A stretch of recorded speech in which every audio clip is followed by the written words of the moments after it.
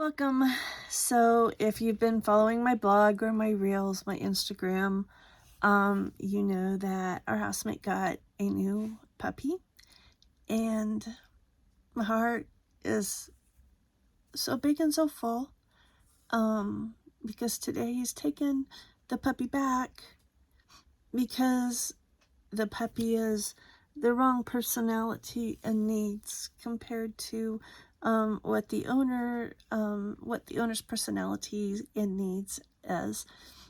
And my heart, it's a dog. I know, I get it. It's a dog. But obviously it's striking emotions in myself or people that I'm ministering with,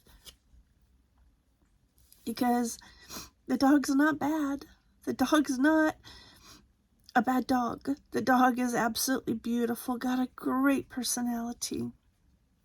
It was just the wrong home, the wrong owner, the wrong place for the dog to be able to be who the dog is and who the dog needs to be, and that's all the dog can be. And I'm like, not, the enemy is like, oh, this is so stupid for you to hurt for a dog, but yet I'm not hurting for a dog.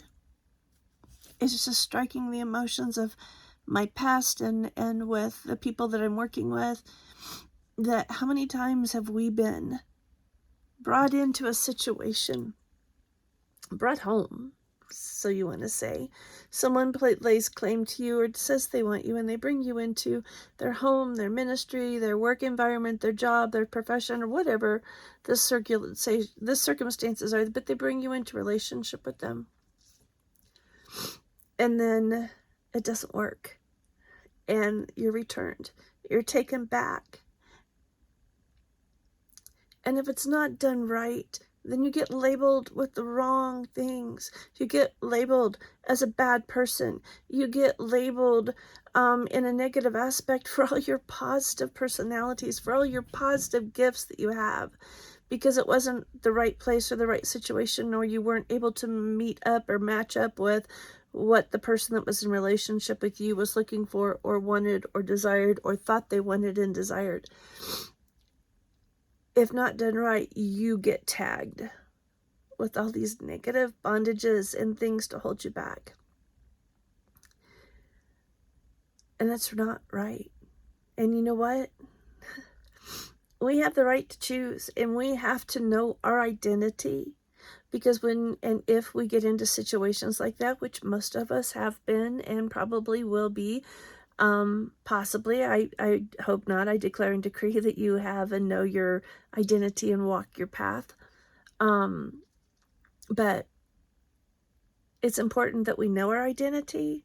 So when we get in a situation or we get brought into something and we going where we think we're supposed to be going, or where it's been presented that it's the perfect environment for us, but then it turns out that it's not, in knowing our identity of who Christ says we are, then when we're returned or when we're rejected from that relationship, it should not have a negative impact on us, because we know who we are, we know what we're called to do, we know what our gifts are, and if our gifts are too much for someone else, or our gifts are not the right gifts for what they were wanting, or our gifts bring conviction on them, then that's their thing, not ours.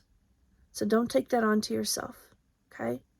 So that's what I want to encourage you today with, is make sure that you have your identity and you know it firmly, and you know what you're called to do, so that you can take the steps and you can stay focused. And when things don't go right, instead of looking at it as a negative, you can be like, hey, yeah, great. Now we know that doesn't work. Next, let's find the next path.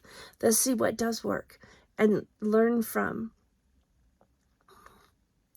So today, I declare and decree over you blessings of knowing your identity, having an inner strength inside that you know, but that you know beyond all things what God has called you to do, what you're supposed to be doing, that you have your focus, but that you're also surrounded with people who call out your gifts in you, and people who, from the love of Christ, help hold you accountable and help keep you in direction and on path.